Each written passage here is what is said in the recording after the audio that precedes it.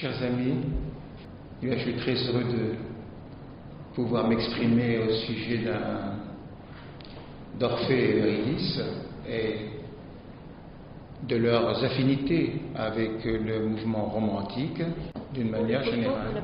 Oui, pour commencer, un petit poème.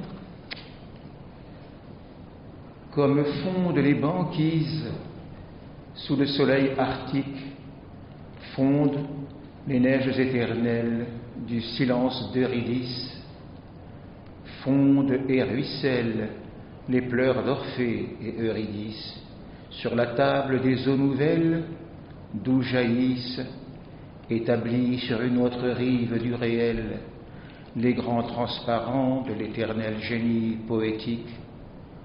Oh, qu'ils ouvrent au-dessus des tables de la loi, sous ces cieux d'amour, où du silence d'or d'Eurydice est née la voix d'Orphée, ruissellement d'eau nouvelle et pur enchantement sur la table des eaux où se parlent les vivants et les morts.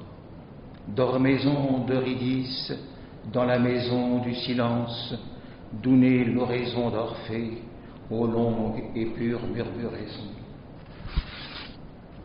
Mon poème d'introduction. Alors c'est une tâche qui n'est pas très facile, mais pour laquelle je suis passionné. Comme je l'ai dit en un préambule, la question des affinités qu'on pourrait trouver entre le romantisme, les grands auteurs romantiques, et ce qu'il est convenu d'appeler l'orphisme. Mais d'abord, évidemment, ce qui parle, c'est la question de la mort. Alors j'ai un poème de Charles Baudelaire sur la mort, à laquelle il accorde une importance capitale. C'est la mort qui console, hélas, et qui fait vivre. C'est le but de la vie et c'est le seul espoir qui, comme un élixir, nous monte et nous enivre et nous donne le cœur de marcher jusqu'au soir. À travers la tempête et la neige et le givre, c'est la clarté vibrante à notre horizon noir. C'est l'auberge fameuse, inscrite sur le livre, où l'on pourra manger et dormir et s'asseoir. C'est un ange qui tient dans ses doigts magnétiques le sommeil et le don des rêves extatiques et qui refait le lit des gens pauvres et nus. C'est la gloire des dieux, c'est le grenier mystique, c'est la bourse du pauvre et sa patrie antique. C'est le portique ouvert sur les cieux inconnus. Et là, je fais un écho à la parole de René Char. Comment vivre sans inconnu devant soi? C'est la question de l'existence à laquelle nous sommes soumis.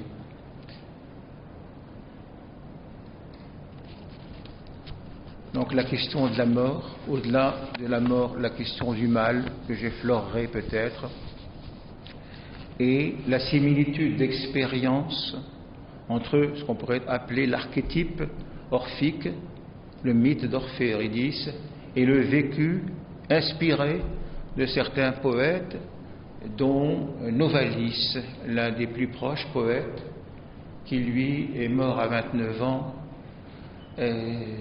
et qui a vécu le drame tragique du décès de sa jeune fiancée, Sophie von Kuhn. C'était un 17 mars, peu de jours avant son propre anniversaire, car Novalis est né le 25 mars 1772.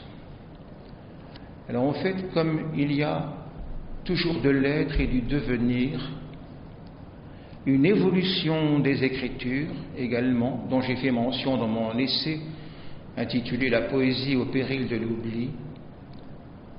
Je vais faire le même survol, mais en beaucoup plus court, entre le moment de naissance de Hölderlin, pour moi le plus grand poète de tous les temps, celui qui a approché le plus près du mystère de l'existence et du divin à la fois, et qui a payé le prix fort. Mais 2 ans après est né Novalis, en 1772. Et donc, de 1770 à 1988, il y a 216 années, parce que 1988, c'est la mort de René Char. Également un poète éminemment orphique, mais voilé. Comme il l'écrivait, il faut qu'on ne voie pas la main du défunt. Mais c'était un grand lecteur de Hölderlin notamment, mais dans une expression tout à fait moderne, et chacun le sait, aphoristique. Et au milieu de ce long décours, nous avons la mort du grand visionnaire Victor Hugo. Donc la première des choses, c'est d'aller droit au texte, peut-être, de Novalis, dont on a pu dire qu'il ressemblait à Dante, parce qu'un seul et grave chagrin, une grave douleur, l'a conduit vers l'essentiel. Pour Dante, c'est naturellement, sur le plan imaginal, Béatrice qu'il a rencontrée, elle avait 9 ans, perdue de vue, et qu'il a sublimée dans l'œuvre que chacun connaît, enfin, où il parle du monde spirituel et de l'ascension de l'âme, ce qu'on appelle communément l'anabase. C'est, disons, avec Dante, l'image du poiène chrétien par rapport au poiène païen hérité de l'orphisme antique. Parce que le monde grec et le peuple grec avaient la hantise de la mort en réalité. Il aimait la beauté, la plasticité physique, et il était hanté par la mort. Donc, ça c'est un premier point. Mais avec l'avènement du christianisme, au sens large du mot, il y a l'anabase, la montée, le chemin vers le monde spirituel, d'une manière un peu nouvelle, disons. Encore que, chez les anciens, on peut dire que Apollon, puisque Orphée est le fils d'Apollon, Apollon a emmené Orphée dans la constellation de la Lyre après la mort, également pour Eurydice. Donc, c'est quand même un pressentiment d'une perception du monde spirituel plus objective qui est déjà affleurée dans la pensée antique. Tout cela donc évolue et chemine dans l'âme du monde et chez les poètes qui sont des miroirs, soit le miroir le plus clair, dit René Char, du mouvement du monde. Donc, vous voulez déjà mettre l'accent sur cette unité du processus historico-mythique de la création poétique, mais également du cheminement de l'humanité. Maintenant, je vais en revenir à Novalis, l'ange de la nuit, qui a écrit les hymnes à la nuit, après le décès de Sophie. Tu descends vers moi, ma bien-aimée, voici venir la nuit, mon âme est en extase, et tu es redevenue mienne. Mes yeux plongent dans tes yeux profonds et ténébreux, je ne vois plus qu'amour et joie. Nous nous écroulons sur l'autel de la nuit, sur la couche de volupté, l'enveloppe tombe, et parmi les doux embrasements de la flamme, de l'holocauste qui se consume, s'élèvent les saintes et pures ardeurs. Mon amour s'est transformé en flamme, et cette flamme consume peu à peu ce qui est terrestre en moi. Encore une citation, plusieurs citations d'un des plus grands poètes de tous les temps. L'amour est le commencement et la fin de l'histoire du monde, l'amen de l'univers. C'est le credo fondamental de Novalis. Le cœur est la clé du monde et de la vie. C'est pour nous livrer à l'amour et à autrui que la vie nous plonge dans l'abandon.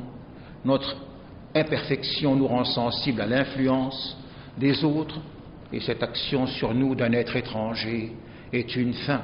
C'est ainsi que dans la maladie, les autres seuls peuvent nous venir en aide.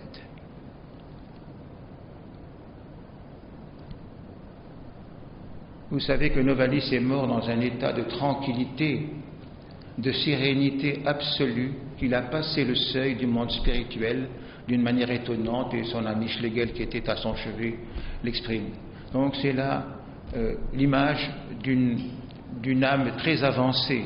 Pardon d'employer le mot âme, je sais que c'est pas très bien vu parfois dans le monde moderne, mais c'est déjà le signe vraiment d'une âme accomplie qui a traversé avec grande sérénité la mort. Et voilà ce qu'il écrit dans les disciples à Saïs: d'un pas sûr va la vie vers la vie éternelle, la flamme intérieure illumine l'esprit, ruissellement d'étoiles, au vin d'or et de vie, nous guettons ta sève, étoile nous aussi. C'est la relation avec le monde stellaire, à l'image de ce qu'était la croyance de Victor Hugo, la religion astronomique de Victor Hugo, la croyance que l'âme chemine après la mort dans le monde étoilé. Donc nous venons des étoiles et semble-t-il, selon la vision de certains poètes, nous retournons à l'étoile. Ceci naturellement n'est pas une vision qu'on doit asséner à tout le monde. Moi je ne prétends d'aucune manière détenir une quelconque vérité. Je vais simplement au texte pour trouver les affinités et cette aimantation de la question de la mort dans les grandes œuvres poétiques. Voilà ce que dit encore Novalis. Nous sommes plus liés à l'invisible qu'au visible. Le sens de la poésie a beaucoup d'affinités avec celui du mysticisme. C'est le sens de ce qui est particulier, individuel, inconnu, mystérieux, de ce qui doit être révélé du fortuit nécessaire. Le sens de la poésie a beaucoup d'affinités avec celui de la prophétie, le sens religieux et la voyance en général. Évidemment, il rajoute l'acte de se dépasser soi-même est partout l'acte suprême, le point d'origine et la genèse de la vie. Et l'un de ses contemporains avait écrit: il suffit que nous prononcions son nom pour que nous environne le monde tel qu'il lui apparaissait. Voilà. Donc il y a l'idée chez Novalis, bien que très méconnue dans la sphère littéraire française, la notion de l'incarnation. Il incarne véritablement et prophétiquement ce qui est l'essence humaine, sa vocation profonde. Voilà ce qu'il écrit dans les Marchènes: quand les nombres et les figures ne seront plus la clé de toute créature, quand ceux qui chantent, ceux qui s'aiment, en seront bien plus longs que les savants austères, quand le monde deviendra libre et se retrouvera dans son propre univers, quand enfin la lumière et l'ombre à nouveau s'uniront vers l'unique clarté, quand les contes et les poèmes feront voir l'éternel cosmos, alors il suffira d'un mot mystérieux pour que s'envole au loin tout ce qui est absurde. Bon, je ne vais pas m'étendre sur Novalis. Là, nous avons l'idée de l'inséparabilité du visible et de l'invisible dans le vécu du poète. Ça a été le cas dans les épreuves traversées par Victor Hugo, comme vous le savez, qui a perdu sa fille Léopoldine. Et la question naturellement sous-jacente de la poésie orphique, c'est la question du langage. Car tous les grands poètes ont le langage de leur vision, le langage de leur pensée. C'est quelque chose que je vais essayer d'effleurer un peu plus loin. Déjà, Victor Hugo le dit dans son poème « Les feuilles d'automne ». Ce siècle avait 2 ans. C'est que l'amour, la tombe, la gloire et la vie, l'onde qui fuit par l'onde incessamment suivie, tout souffle, tout rayon, ou propice ou fatal, fait reluire et vibrer mon âme de cristal, mon âme aux 1000 voix, que le Dieu que j'adore mit au centre de tout comme un immense écho sonore. Car le mot, qu'on le sache, est un être vivant, c'est le Verbe, et le Verbe c'est Dieu. Il se peut qu'un jour proche, la question du poète visionnaire redevienne d'actualité. dans le monde dans lequel nous vivons, même si le grand philosophe Paul Ricoeur a dit l'homme moderne n'a d'autre horizon que celui de sa conscience. Il est évident que là, nous approchons aussi une question fondamentale dont nul ne peut préjuger, parce qu'il y a des gens qui sont athées, et l'infini respect pour ces êtres-là, les agnostiques, les croyants, etc. Mais il ne s'agit pas de cela. Il s'agit de la pensée de René Char. Nous sommes des croyants pour chemin muletier. C'est quelque chose qui advient, la vision advient avec la langue elle-même dans le champ d'une expérience intense spirituelle. La poésie n'est pas un fait littéraire, d'aucune manière, comme le dit Bobin. La poésie est la plus grande expérience spirituelle d'une intensité exceptionnelle et qui se tient aux lisières du monde visible et du monde invisible. C'est ce que dit René Char. Faire un poème, c'est être à proximité des urnes de la mort, très proche, etc. Il y a ceux qui connaissent René Char. Donc, maintenant, sans encore une fois porter du jugement sur les approches, le côté visionnaire, le côté d'outre-pas, la poésie orphique, et puisqu'on a parlé d'Édouard Glissant, un grand poète qui a parlé de la poésie monde et du tout monde. La poésie orphique est à l'évidence une poésie qui dépasse le tout monde. Elle est une poésie de l'outre-pas à une poésie du trépas. Les trois pas dont parlait André Malraux quand il a écrit son livre sur Lazare. Il était très malade et il semblait être ressuscité. Puis c'est dans toutes les traditions que l'âme fait trois pas dans le monde spirituel après la mort. Évidemment, d'un point de vue extrêmement objectif et matérialiste, nul ne peut le démontrer, si ce n'est par une expérience intérieure vécue à travers des hasards, des rencontres, des synchronicités, etc. Le poème advient de cette manière-là, en général. Le poème lui-même est un mythe. Donc, il y a cette présence, cette question de l'expérience, en dehors des faux monnayeurs, des menteurs, évidemment.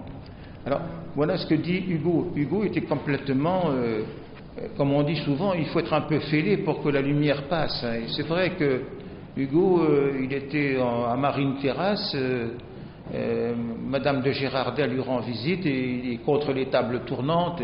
Et puis tout d'un coup, il se prend d'un délire, entre guillemets, sans jugement de valeur, pour les tables tournantes. Alors, un soir, il a un rendez-vous, après les tables tournantes, avec ce qu'il appelle dialogue avec la Dame Blanche sur la grève. Voilà ce qu'il écrit. Je vis un ange blanc qui passait sur ma tête, son vol éblouissant apaisait la tempête et faisait taire au loin la mer pleine de bruit. Qu'est-ce que tu viens faire, ange, dans cette nuit? Et je voyais dans l'ombre où brillaient les prunelles, les astres, à travers les plumes de ses ailes. Voilà un exemple d'outrepassement des conditions naturelles de l'existence, des conditions physiques. Pour autant, la poésie est tout à fait liée, toute forme de poésie, à l'être incarné, c'est évident, et à ses différentes enveloppes. Naturellement, je n'entre pas dans ces approches supposément ésotériques. Maintenant, on revient au vécu douloureux de Victor Hugo, c'est quand il perd sa fille Léopoldine, quand il apprend la mort dans un bistrot, à Villequier, le poème. Je dis que le tombeau qui sur les morts se ferme ouvre le firmament, et ceux qui si bas nous prenons pour le terme et le commencement. Je ne résiste plus à tout ce qui m'arrive par votre volonté, l'âme de deuil en deuil, l'homme de rive en rive, roule à l'éternité. Nous ne voyons qu'un seul côté des choses, l'autre plonge en la nuit d'un mystère effrayant. L'homme subit le joug sans en connaître les causes, tout ce qu'il voit est court, inutile et fuyant. Vous faites toujours revenir la solitude autour de tous ces pas. Vous n'avez pas voulu qu'il eût la certitude, ni la joie ici-bas. Hélas, laissez les pleurs couler de ma paupière, puisque vous avez fait les hommes pour cela. Laissez-moi me pencher sur cette froide pierre et dire à mon enfant, sens-tu que je suis là? Laissez-moi lui parler, incliné sur ses restes, quand le soir tout se tait, comme si dans sa nuit, rouvrant ses yeux célestes, cet ange m'écoutait, hélas, vers le passé, tournant son œil d'envie, sans que rien ici-bas puisse m'en consoler. Je regarde toujours ce moment de ma vie où je l'ai vu ouvrir son aile et s'envoler. Moi, la question, c'est l'aiguillon de la souffrance. C'est le champ de la blessure est toujours le plus fécond. C'est pourquoi le poète est toujours un ami de la souffrance. S'il n'est pas un ami de la souffrance, il ne peut déjà y avoir quelques suspicions. Parce que beaucoup de gens sont entichés dans je ne sais quel type d'engagement, mais tout à fait extérieur. Comme au temps de la Résistance, il y avait René Char d'un côté, puis il y avait les militants concept idéologiques de l'autre. Mais ce qui compte, c'est ce que dit Aristote, c'est l'action comme un mode de la vérité. C'est dans l'action. La poésie est une action. Elle n'est pas simplement quelque chose où on est une écriture. C'est cela qui est difficile à faire comprendre et à saisir quand on dit au commencement était le verbe, ou quand Rimbaud dit la poésie ne rythmera plus l'action, elle sera en avant. Mais les grands poètes, sans faire d'agitation, ils sont toujours en avant. Ils sont même en avant à l'origine, en avant-monde, en tant qu'intuition. C'est ce que disait également Lautréamont, la révélation d'axiomes extraordinaires qui existent depuis la fondation du monde dans le chant de Maldoror. Alors, il est très facile de vouloir porter critique à quelque chose qui n'a pas été vécu, ce qui peut se comprendre, mais jeter avec facilité l'anathème ou une approche réductrice ou critique sur les poètes visionnaires est quand même un problème de la société contemporaine assez important. C'est ce que disait Joseph Beuys, le grand plasticien. Ce qui est le plus caché à la société, c'est le spirituel, naturellement au sens très large. Il ne s'agit pas de confession religieuse et autres, mais disons de ce qu'on a appelé le monde imaginal, selon Henri Corbin et tant d'autres. Voilà ce que je voulais dire en préambule. Des poètes orphiques, il y en a. Je vais en citer. Mais auparavant, je dirais 2 mots sur le mythe d'Orphée et Eurydice, évidemment, que chacun connaît par cœur. J'imagine, où il y a 3 protagonistes essentiels. Enfin, il y a plusieurs, parce qu'il y a Hadès et Perséphone dans les enfers, mais il y a dans Orphée d'une part, Eurydice et Aristée, dont on oublie l'existence. Alors, simplement, je voulais souligner qu'étymologiquement, Eurydice signifie grande justice en grec, à sa racine étymologique. Que Orphée vient aussi, entre autres exceptions, de Rapha, le guérisseur. Il y a différentes modalités d'action d'Orphée. Il est astrologue, il est lié à la nature, comme chacun le sait, et qui plus est, ce qui échappe, il est lié à la surnature. La question du langage orphique, c'est la question du lien à la surnature. C'est celui-là le problème. Les mots ne sont pas... Le mot est une personne, dit Victor Hugo. Le grand poète Adonis le dit. Avec la langue, on fait l'élégie des choses. Qui fera l'élégie de la langue? C'est comme si on disait à un peintre, vous n'êtes pas un peintre parce que vous êtes figuratif. Alors vous faites, non, il faut faire chanter la lumière et les couleurs, comme disait Goethe, les couleurs sont les souffrances de la lumière, et la lumière passe dans les couleurs. C'est cela la question. Donc il y a une dimension, pardon de le dire, absolument surnaturelle, ou bien surréelle, dans la question poétique. C'est ce qu'avaient déjà dit les surréalistes, André Breton, dans le manifeste du surréalisme. Tout porte à croire qu'il existe, à certains points de l'esprit, d'où la vie et la mort, le visible et l'invisible, le réel et le surréel cessent d'être perçus contradictoirement. C'est toute la question qui a été effleurée par le surréalisme, avec naturellement quelques égarements. Mais c'était une compensation à un siècle absolument atroce qui fut le 19e siècle du machinisme et du matérialisme le plus éprouvant pour les poètes, où beaucoup ont dû se suicider. C'était un environnement absolument étouffant, le 19e siècle. Donc, comme réaction à ce mouvement, à cette plongée dans l'abîme d'une civilisation qui se poursuit d'ailleurs, eh bien, il y a eu la réaction du surréalisme apparemment irrationnel. C'est ce qu'avait dit également à l'occasion du prix Nobel Saint-Jean Perse à Stockholm à un groupe d'experts qui demandait où est-ce qu'il voyait l'avenir de la poésie. Il a répondu dans l'irrationnel expérimental. Alors évidemment, oui, faut-il avoir fait l'expérience peu ou prou et en toute modestie, car c'est une aventure extrêmement complexe. Et Orphée a péché lui-même par orgueil. Le fait de s'identifier, comme dirait aujourd'hui, au contenu de l'inconscient, diraient les psychanalystes, ou à quelques visions, c'est pas pour ça qu'on est déjà arrivé au summum. Naturellement, chaque fois, il faut recommencer modestement l'écriture d'un poème. Cela va de soi. Mais je tenais quand même à situer un petit peu rapidement tout ce processus. D'ailleurs, le 19e siècle, lui, il a terminé avec Mallarmé.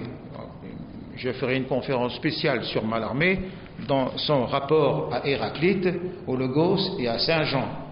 Montrer dans le coup de dé ce qui se passe réellement, surtout dans le dernier moment du coup de dé. C'est un livre extrêmement compliqué, je le reconnais, et avec lequel il faut cheminer pas à pas. Mais Mallarmé a fait l'erreur, comme il le disait de lui-même, la petite raison virile a occulté une certaine dimension suprasensible dans son œuvre. Et je vais montrer qu'en fait, il voit, quand il est couché dans l'océan, le poète, c'est un thème compliqué, il voit le cosmos, mais il voit autre chose que ce que croit le poète, qui s'est enlisé dans une ornière matérialiste, il faut bien le dire, malgré son extraordinaire génie. C'est pour ça qu'il n'est pas question de juger les œuvres sur le plan esthétique. Ça n'a rien à voir, évidemment.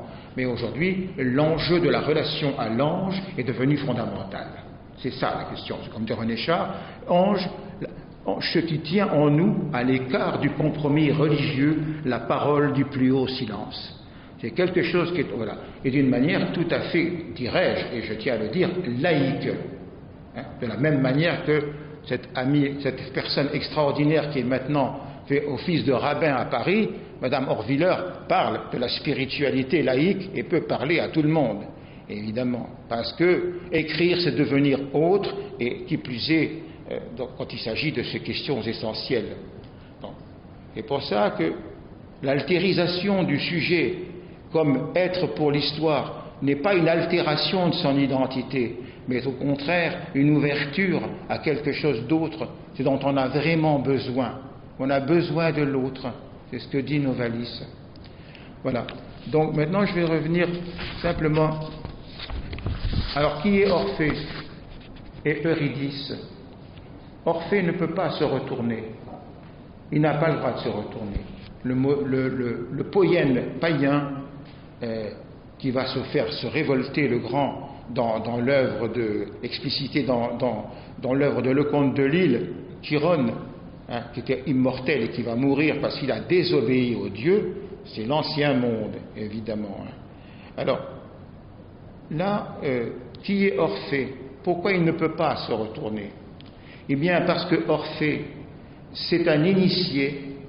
D'aucuns en se sont même posé la question de savoir si jamais il exista un Orphée dans l'histoire du monde. Le chevalier de Jaucourt, l'anthropologue Moreri et autres. Il est évident qu'il y a la question, soit un être d'exception devient, de par son exception, un être mythique, soit il est simplement mythique et point barre sans incarnation.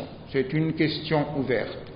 Tout porte à croire qu'en réalité, Orphée est un grand initié qui est venu pour le peuple grec à un certain moment, était un chantre exceptionnel et doué de... Qu'on ait ensuite élaboré des perceptions ou des écrits à son entour, c'est bien possible. Mais il est aussi possible qu'Orphée ait existé. Et maintenant, pour les grands initiés, pardon d'employer le mot, Il s'est avéré dans l'histoire du monde qu'un grand initié n'a pas maîtrise sur son destin, car une grande partie de son âme elle est dans le monde spirituel. Et là, si vous voulez, c'est comme si l'aura était beaucoup trop grande pour un corps physique. C'est la question même des grands poètes. Quand on voit Georges Trakl dit « Je suis à moitié mort, la moitié de mon être n'est pas là », c'est que c'est une réalité. Donc il y a des gens qui ont beaucoup plus de mal à voir une paire de lunettes ou des épingles que de voir dans le monde spirituel. C'est ce qui est arrivé à Novalis. Pour lui, toutes les choses, ce qui était extraordinaire pour Novalis, c'était les choses les plus courantes. Et ce qui était le plus naturel, c'était la perception du monde suprasensible, parce qu'il faut quand même en venir à la question du suprasensible, à la question de la vue et à la question de l'oreille. C'est d'un organe, d'une audition intérieure qui n'est pas simplement l'hypnose du monde sensible, aussi merveilleuse soit-elle. Pour faire schéma, c'est un peu la différence entre la lumière incréée et la lumière visible, mais je ne m'étends pas là-dessus. Mais la question de la perception par l'oreille intérieure de la nuit antérieure, car il y a une nuit avant la lumière, c'est ce que dit René Char. La lumière a un âge, la nuit n'en a pas. C'est une question d'ouverture. Hölderlin dit « Le Père nous laisse, lui, encore quelque chose à découvrir ». Je n'ai pas la phrase exacte.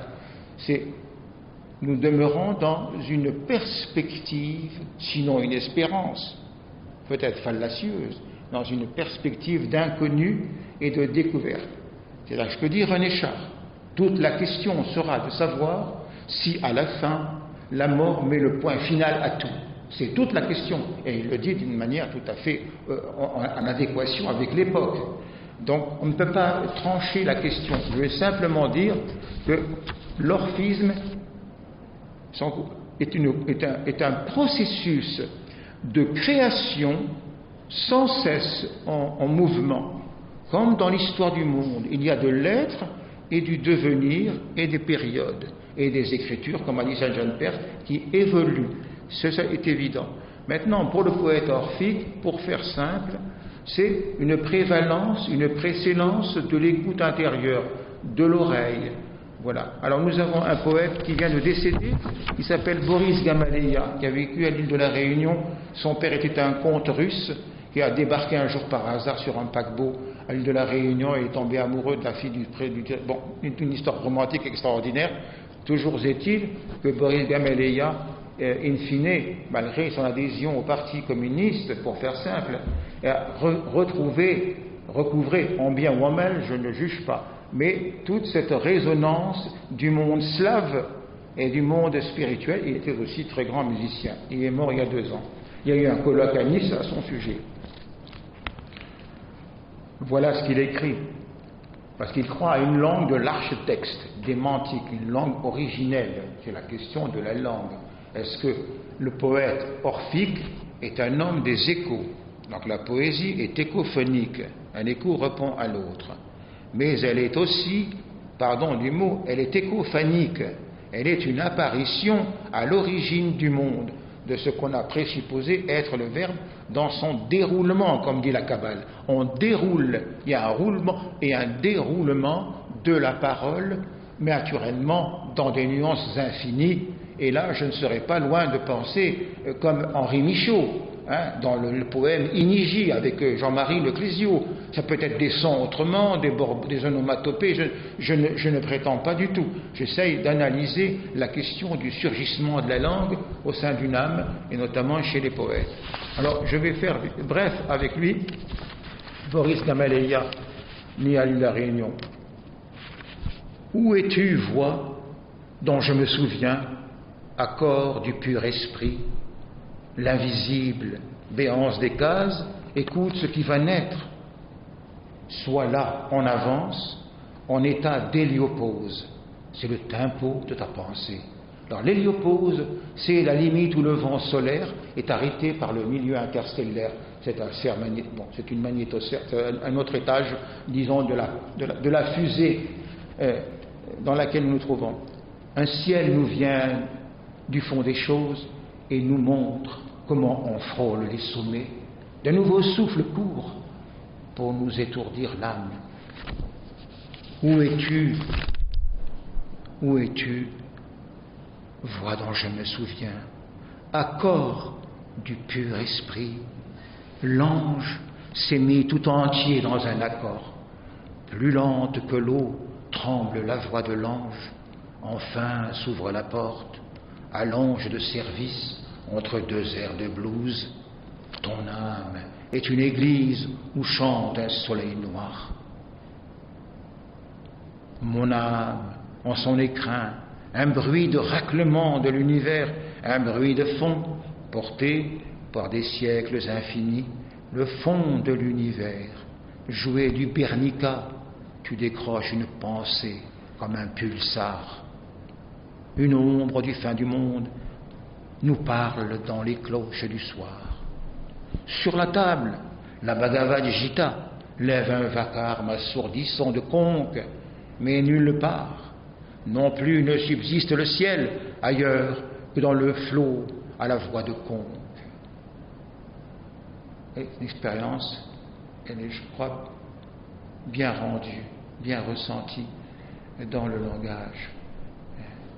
Saint Jean de Père dirait l'oreille à ses coraux où gît la plainte d'un autre âge, un grand poète, pas mal mis sous le boisseau dans la sphère française, un des plus grands poètes, en tout cas au plan de la langue. Oui.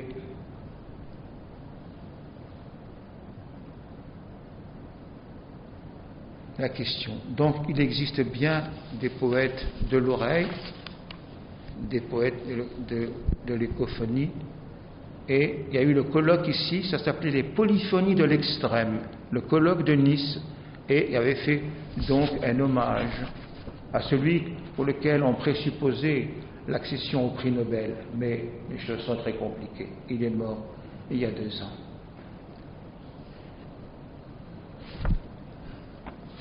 Maintenant, je vais venir à une autre question, c'est la question d'un autre poète, mais qui n'est pas un poète romantique au sens vrai du mot. C'est un poète dit parnassien, mais d'une écriture somptueuse. Il s'appelle Lecomte de Lille. J'ai rendu hommage, le hasard a fait que, il y a 2 ans, j'étais invité à son bicentenaire. Je suis tombé par hasard, évidemment, comme la plupart du temps. C'est sur son poème. Quelqu'un m'a montré son poème à l'université. Il m'a demandé de faire une conférence. Je n'avais jamais pensé faire une conférence pour le bicentenaire de Lecomte de Lille. Ça, c'est une chose. Si j'écrivais ma vie, alors là, on verrait bien de l'irrationnel absolu. Ça ne veut pas dire que c'est bien, mais c'est une catastrophe, quoi. Mais donc, je ne peux pas adhérer à une vision matérialiste du monde. Ça m'est impossible tous les jours. Sinon, je ne serais pas vivant. Et il m'est arrivé. Il vous arrive des choses. Alors peut-être que vous êtes fêlé, c'est indéniable, mais bon, faut pas non plus ne pas témoigner, quoi. Alors bon, mais le livre, il pourrait prendre 800 pages, parce que j'ai déjà vieux, je suis au seuil de l'outre-tombe, vous comprenez. Donc, voilà, donc un jour j'arrive à l'université, elle me dit, il faut que tu fasses la conférence sur le Comte de Lille. Moi, elle ouvre l'ordinateur, je tombe sur le poème Chiron. Bon, je vais dire, faire la conférence. Ma femme est témoin, là, je ne raconte pas de blague. Voilà, donc, Chiron. Orphée rend visite au centaure Chiron qui s'apprête à quitter le séjour terrestre. Et pour cause, il est balayé par les dieux. Il a désobéi, il a voulu faire un acte d'autonomie, il est viré. Donc, voilà ce qu'écrit le Comte de Lille. Ainsi, divin Orphée, ô chanteur inspiré, tu déroules ton cœur sur un mode sacré, comme un écroulement de foudre rugissante. La colère descend de tes lèvres puissantes, puis le calme succède à l'orage du ciel, un chant majestueux, qu'on dirait éternel, enveloppe la lyre entre tes doigts vibrantes, et l'oreille attachée à cette âme mourante poursuit dans un écho décroissant et perdu le chant qui n'étrompe plus et toujours entendu. Et là, il y a Achille, le fils de Pelée, qui est jeune, qui est présent. Alors on l'appelle le Péléide. Achille. Le Péléide écoute, et la lyre est muette. Altéré d'harmonie, il incline la tête. sous l'or de ses cheveux, d'une noble rougeur, l'enthousiasme saint brûle son front songeur. Une ardente pensée, on sent cœur étouffé, l'oppresse de sanglots, mais il contemple Orphée, et dans un cri sublime, il tend ses bras joyeux vers cette face auguste et ses splendides yeux. Ô du céleste éclair que ravit Prométhée, jaillit impérissable une flamme restée. Ça, c'est l'héritage, comme pour Baudelaire, de la lecture de Swedenborg, le grand savant, les correspondances, et la flamme restée, c'est la théorie qui reste toujours une flamme dans la vie, une possibilité pour que le monde recommence, que l'espérance du monde se redéploie. C'est un peu bref, c'est toujours comme ça. Donc quand on croit que tout est perdu, comme dit Claudel, un oiseau chante, et hop, quand on croit que tout est enseveli dans le matérialisme, quelques êtres surviennent et un nouveau mouvement se produit, parce que les âmes s'incarnent à un moment opportun et se connaissent et vont se rencontrer. C'est une question, naturellement, qui n'engage que moi. Mais ça prouve que la poésie d'essence orphique est une échappée hors de la littérature. La poésie outrepasse les conditions du visible sensible. Alors, elle n'est pas seulement, comme je l'ai dit, une poésie du tout-monde, mais une poésie de l'outre-monde. Comme si le destin eût voulu confier la flamme où tous vont boire et se vivifier aux fils de Calliope, aux chanteurs solitaires que chérissent les dieux et qu'honore la terre. C'est important que chérissent les dieux et qu'honore la terre. Alors Orphée apparaît comme investi du pouvoir des dieux, du pouvoir temporel et spirituel, d'une question en devenir. 50 rois couverts de brillantes armures attendent que ma voix te conduise jusqu'à eux. Tous m'ont dit, noble Orphée aux paroles de miel, de qui la lyre ardente enchante et la terre et le ciel. Va, sois de nos désirs le puissant interprète. C'est la même chose que dit René Char. Ne me jugez pas durement, de tous je sus que j'exprimais les souhaits. C'est quand même une position sacrificielle de la poésie des poètes. Mais ça ne se voit pas de prime abord, naturellement. Alors, ne me soyez pas trop dur. Quant au chant qui n'étant plus et toujours entendu, eh bien, il le confirme, le conte de Lille. Il est chargé, il est porteur de l'invincible nuit chargée de silence. Ce silence, vous l'aurez compris, je l'ai dit en introduction, c'est Eurydice, l'oraison d'Orphée, car c'est un seul et même être, c'est son âme, son anima, son éternel féminin, dont parle Goethe dans le Faust, c'est ces forces-là, car c'est l'élément féminin, non pas au sens de la sexuation, c'est l'élément féminin qui active le processus d'évolution spirituelle. Ce n'est pas le masculin qui est une force de plus grande incarnation. Naturellement, il n'y a pas de polémique là-dessus. Mais pour l'accès au sans-accès, au monde spirituel, c'est l'élément, d'ailleurs même physiquement, la femme est d'une corporéité, d'une plasticité qui rappelle plus des temps anciens que modernes. Il y a des nuances avec la corporéité masculine. Enfin, c'est juste...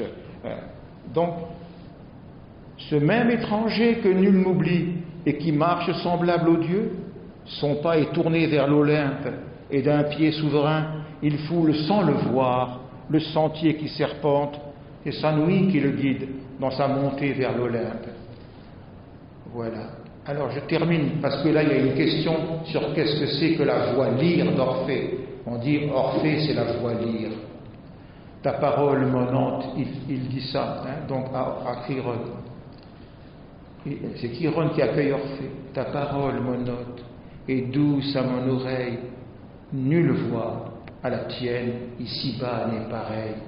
Il dit et disparaît, mais la sublime voix, dans le cours de leur vie, entendue une fois, ne quitte plus leurs âmes enchaînées, et quand l'âge jaloux a fini les années des mots et de l'oubli, ce souvenir vainqueur fait descendre la paix divine dans leur cœur.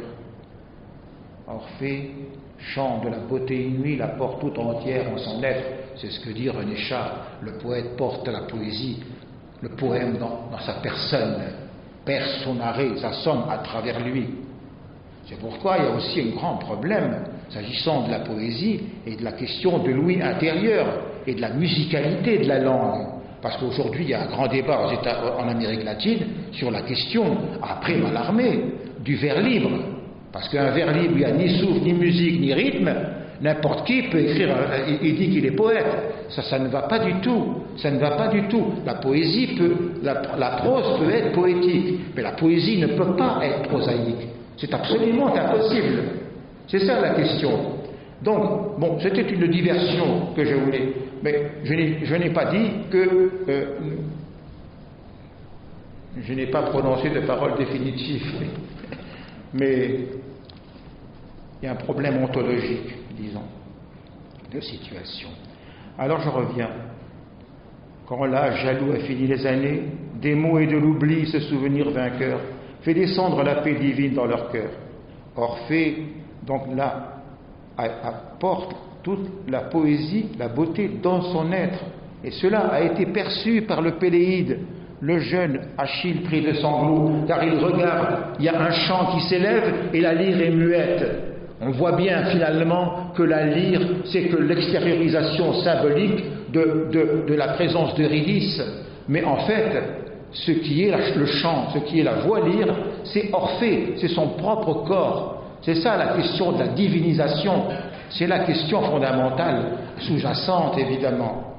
Car la lyre était muette et le Péléide l'entendait, comme si elle émanait de l'âme vivante du corps d'Orphée, comme si le chant d'outre-monde, rayonné par la seule présence d'Orphée, chante de la beauté à la lisière du temps et de l'éternité. En vérité, le fils d'Apollon est doué d'un corps spirituel, doit engendrer la voix lyre. Elle vibre par toutes les fibres de son être, car Orphée est l'enchanteur où sont révélés les mystères du Verbe. Son corps est un instrument de musique où le chant de l'âme est réverbéré. Le corps d'Orphée est accordé au cosmos de l'amour par toutes les fibres de son cœur, les pulsations de son sang et le rythme de son souffle, comme si l'archer de la musique des sphères jouait sa céleste symphonie sur les cordes de son corps, faisant vibrer ainsi sa cage thoracique et les cordons de sa moelle épinière. C'est en réalité à travers la harpe de son corps que le prince des poètes se révèle comme le chantre inspiré par l'éther vibrant au mystère de l'univers. Et la lyre qui repose inanimée à ce côté est le sceau magique de la présence invisible de son Eurydice, son âme spirituelle et sa source d'inspiration qui vit en outre-monde. Et c'est comme dans l'amour, elle ne nous appartient pas. Il ne peut pas se retourner, car elle disparaît en fumée. Il ne peut saisir la vaste, l'immense source d'inspiration qui est cette Eurydice. C'est une des interprétations possibles. Naturellement, je l'accorde, avec toute grande humilité, elle est hors toute stratosphère littéraire. La poésie n'est pas un fait littéraire. C'est une question fondamentale. Maintenant, qu'il y ait de la littérature, c'est parfait. Il y a beaucoup de gens qui sont des critiques merveilleux et qui après même se montent, deviennent poètes par je ne sais quelle inadvertance. Mais c'est une autre question, ça. Qui a été d'ailleurs effleuré par Natacha Polony dans un brillant article. Mais ça, autre chose. Parce que bon, on est peut-être dans le monde suprasensible, mais on est quand même incarné. Hein. Les choses, on les voit. Et donc, voilà. Là, la vision, c'est le corps, c'est notre corps qui est sacré, qui est... Voilà. Donc, quand on dit la poésie, c'est le corps, effectivement. Mais lequel niveau de la corporéité?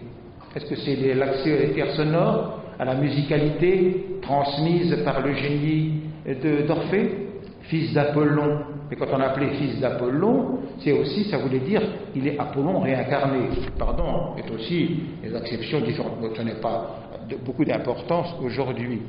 En tout cas, la source d'inspiration, c'est Eurydice, Ce divin contenu, nul ne l'a jamais vraiment entendu, et chacun peut croire un instant sans n'être souvenu, comme s'il écoutait aux portes de l'âme du monde, où bat toujours le cœur très pur et silencieux d'Eurydice.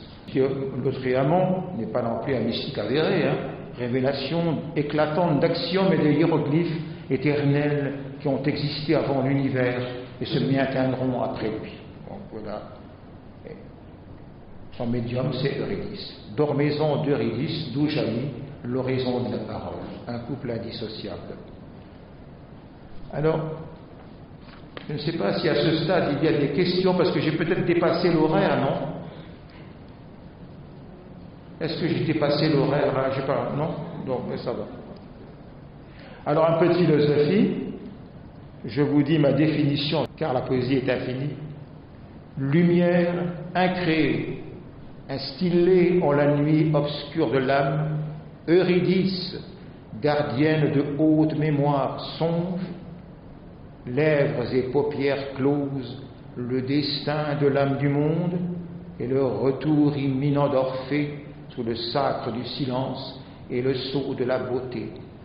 Elle est l'écho éthérisé du sublime amour dont est tissé le Verbe, et on la rose blanche de son cœur, parmi les voix dormantes que miment les palombes, palpite à jamais la résonance éternisée de l'autre parole, la parole perdue à travers Orphée, à nouveau et toujours entendue. Le chant qui n'étend plus est toujours entendu, le chant d'Orphée ressuscité par la quête éperdue de son Eurydice. C'est la question de l'accès aussi par la parole. Comme disait le poète qui vient de décéder, Jacotet, la poésie, c'est la faculté de dire, de mettre en mots ce qui est indicible. Voilà, c'est un poète qui s'est tenu aux lisières du monde orphique. On arrive à la pensée d'un contemporain, un éminent professeur, poète, Michael Edwards, dans son dernier livre, Le génie de la poésie anglaise. C'est un professeur du Collège de France. Voilà ce qu'il écrit. La tâche de la poésie n'est pas de se confronter à la mort, mais selon la poétique de Blake et de Milton, de s'ouvrir ici et maintenant à ce qui existe au-delà de la mort. D'où la vision de Hölderlin. Le Père, lui, étend sur nos yeux un voile de nuit sacrée, afin qu'il nous reste un lieu à découvrir quand tu seras dans l'au-delà du monde, évidemment. Ceux qui entreront dans le mandala de mon amour connaîtront ce monde et l'au-delà du monde. Et Rimbaud, Hölderlin et Dante sont affrontés, comme tous les grands poètes, à la question de l'impossible, de ne pouvoir exprimer, à la question de l'indicible. C'est texte à l'appui. Voilà ce que dit Hölderlin. Encore une fois, probablement le plus grand poète de tous les temps. De développement de l'esprit dans le monde suprasensible, absolument extraordinaire. Faut-il aller au texte? Nommerai-je le haut? Un Dieu n'aime pas l'inconvenant. Pour le saisir, notre joie est presque trop petite. Souvent, il faut nous taire. Il manque les noms sacrés. Les cœurs battent et les discours feraient défaut. Rimbaud, l'extraordinaire Rimbaud. Je voudrais dire, et je n'ai que des mots païens, but sur l'indicible. Extraordinaire aventure de Rimbaud. Alors lui, c'est l'inverse de l'âme unifiée de Novalis. Lui, il remonte et il fait une expérience extraordinaire, merveilleuse, un très grand poète. Et voilà, il n'a que des mots païens. Que faire? La science, la nouvelle noblesse, le progrès, le monde en marche. Pourquoi ne tournerait-il pas? C'est la vision des nombres. Nous allons à l'esprit. C'est très certain. C'est oracle ce que je dis. Je comprends. Et ne sachant m'expliquer sans paroles païennes, je voudrais me taire. Mauvais sang, Arthur Rimbaud, une saison en enfer. Parce qu'on a voulu toujours tirer Rimbaud, je ne sais par quel côté, ben, n'a pas été au cœur de l'aventure, et tragiquement mal finie, d'Arthur Rimbaud. Enfin, c'est quelque chose. Alors, je ne suis pas prisonnier de ma raison. J'ai dit Dieu, je veux la liberté dans le salut. Comment la poursuivre? Je retiens ma place au sommet de cette angélique échelle de bon sens. Arthur Rimbaud, comme Salastéti récemment, qui disait, à toute échelle, ce qui manque, c'est le barreau de l'ange. Et oui, et l'ange, ce qui tient en nous la parole du plus haut silence. Donc il y avait, c'est pour ça que le catholique Claudel a récupéré aisément Arthur Rimbaud, et pas de mal, sauf que Rimbaud, c'est encore, dirais-je, autre chose. Et puis la musique, le témoignage de Rimbaud, cela m'est évident. J'assiste à l'éclosion de ma pensée. Je la regarde, je l'écoute, je lance un coup d'archer. La symphonie fait son remuement dans les profondeurs, ou vient d'un bond sur la scène. Un coup de doigt sur le tambour décharge tous les sons, et commence la nouvelle harmonie. Je suis un inventeur, bien autrement méritant que tous ceux qui m'ont précédé, un musicien même qui a trouvé quelque chose comme la clé de l'amour, les illuminations. Maintenant, il faudrait peut-être revenir à la question du langage orphique, de la nature et la surnature. Et puis, ne pas délaisser du vocabulaire au nom de je ne sais quel balisage ou banalisation de la poésie ou rétrécissement des mots qui demandent qu'à vivre comme des fleurs, des plants dans la nature. Tout cela doit exister. On a l'héritage de la langue. Arrêtons d'insulter les poètes qui ont un vocabulaire riche. C'est un scandale. C'est le minimum qu'on puisse faire. Bon, maintenant je vais venir à Borges. L'art de poésie. Voilà ce que dit Borges. On découvre que les mots n'ont pas eu d'abord une valeur abstraite, mais au contraire une signification concrète. Et je pense qu'ici concret le sens de poétique. Les mots étaient chargés autrefois d'un pouvoir magique, n'avaient pas un sens précis et rigoureux. Il évoque ça à plusieurs reprises, et tout porte à croire que poésie et musique c'est la même chose. C'est pour ça que Mallarmé, disait-il, voulait ravir à la musique le pouvoir via la poésie. C'est une autre histoire. Dans l'orphisme, les deux sont inséparables. Évidemment, c'est une partition musicale qui permet d'ailleurs le libre ressenti de chacun selon la musique. Évidemment, il ne faut pas s'offenser si le saisissement de la parole poétique n'est pas immédiat, parce qu'il y a cette musicalité. Voilà. Et ne pas la confondre avec je ne sais quelle aventure intellectuelle. Prenons le mot Thunder, il était très connaisseur des langues anglo-saxonnes, et songeons au dieu Tunor. Le mot Tunor représente à la fois le tonnerre et le dieu. Je suppose que quand ils entendaient le mot Thunder ou Tunor, ils entendaient à la fois le sourd grandement dans le ciel, voyaient l'éclair et pensaient au dieu.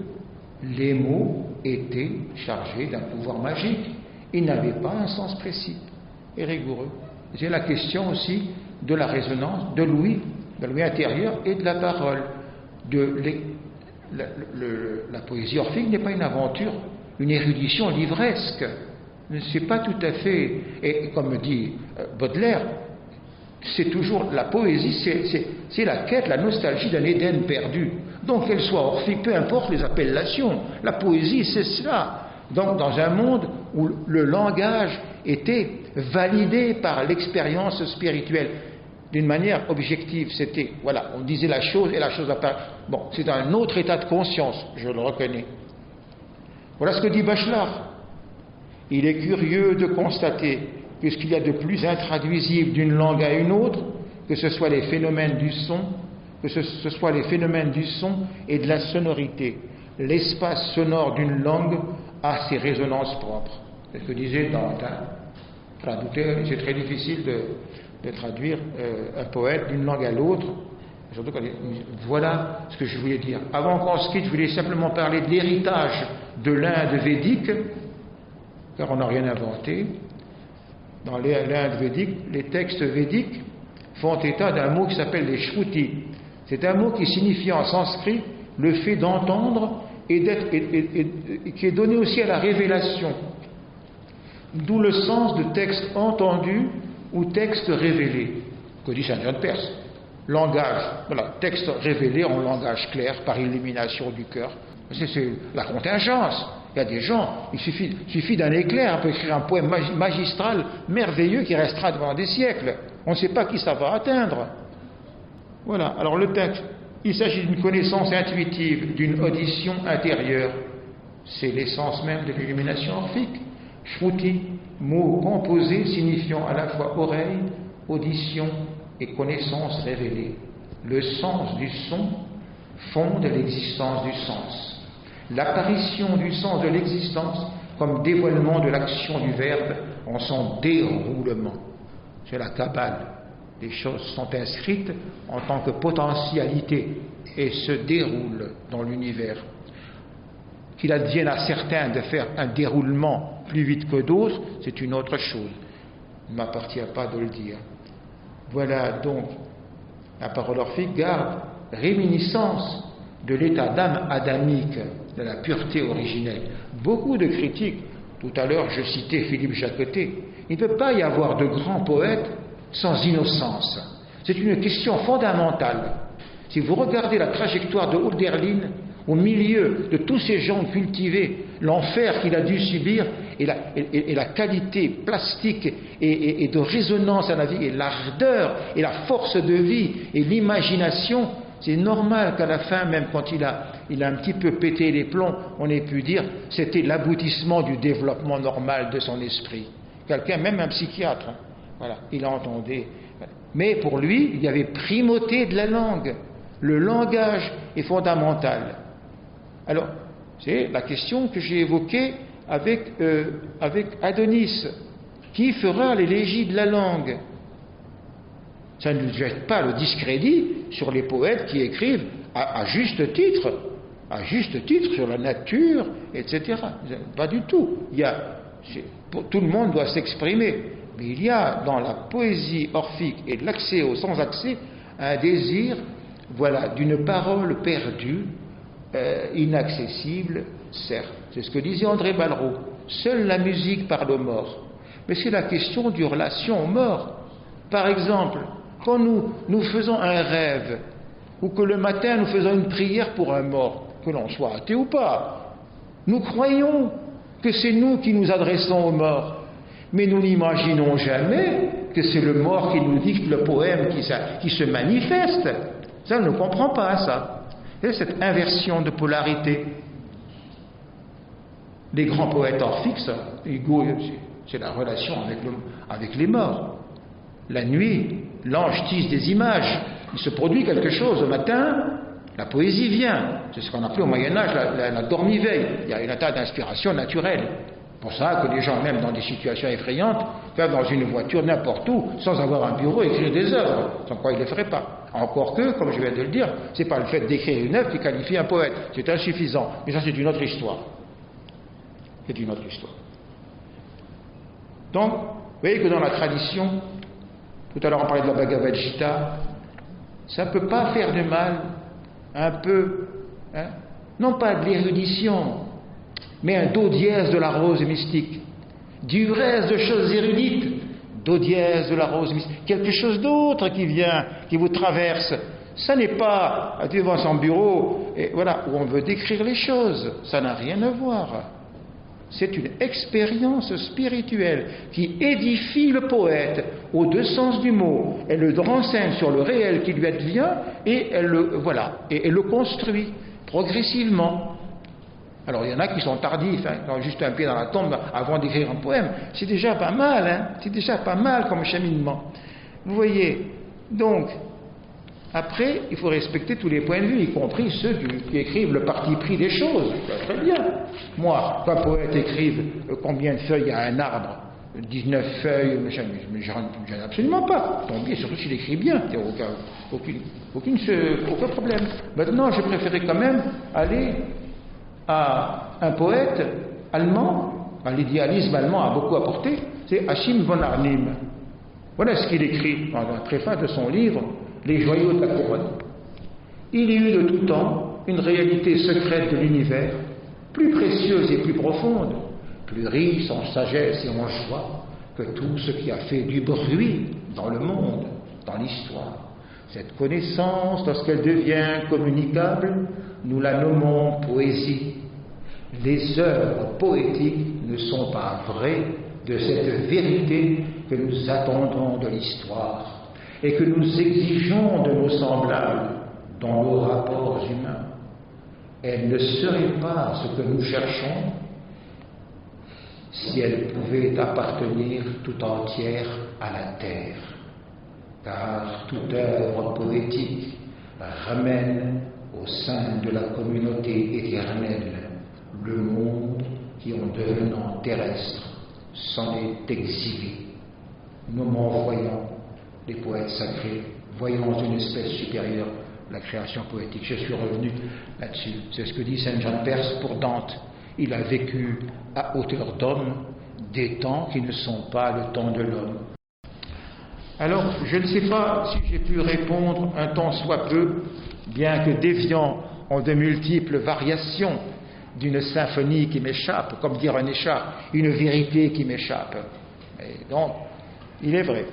Mais en tout cas, je ne prétendrai pas avoir détenu la vérité dans le contexte de mon intervention autour de l'orphisme, bien qu'il y aurait beaucoup de choses à dire, et cela pourrait dépendre aussi, comme dit Hölderlin, il faut aller trouver ses frères, se concerter, se poser des questions. Ce n'est pas un cheminement tout seul. Mais un poète, dans une communauté sans communion, comme l'a dit Saint Jean de Perse, c'est difficile. Un poète comme Hölderlin, abandonné de tous, c'est difficile. Le génie poétique est dans une situation de péril très très importante. Voilà. Alors, et puis pourquoi jeter l'anathème sur des mots comme s'ils avaient un sens? Le mot mystique fait hérisser les poils de certains. Je ne vois pas pourquoi.